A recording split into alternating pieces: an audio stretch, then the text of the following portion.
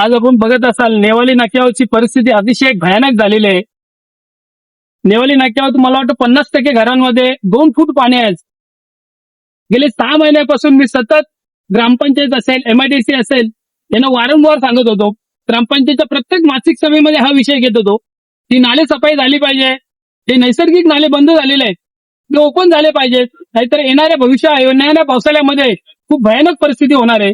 पण कोणत्याही प्रकारचं लक्ष ग्रामपंचायत असेल किंवा अन्य प्रशासन असेल त्यांनी दिलं त्यामुळे आज संपूर्ण नेवाली नाक्यावर अतिशय भयानक अशी परिस्थिती निर्माण झालेली आहे. मुलांना अक्षरशः कपाटावर बसवावे लागलेले आहेत. घरामध्ये चहा करण्यावर पण साहित्य वाचले नाही अशी परिस्थिती आज नेवाली नाक्यावर तयार झालेली आहे. आणि याच्यावर माझी प्रशासनाला एक विनंती आहे की याच्यावर ज्या लोकांनी दिरंगाई केली आहे, ज्यांच्या चुका झालेल्या आहेत त्यांच्यावर कारवाई झाली पाहिजे. आणि जे नेवाली नाक्यावर पाणी साचलेलं आहे ते लवकर कसं निघलं पाहिजे याच्यासाठी सगळ्यांनी प्रयत्न केले पाहिजे.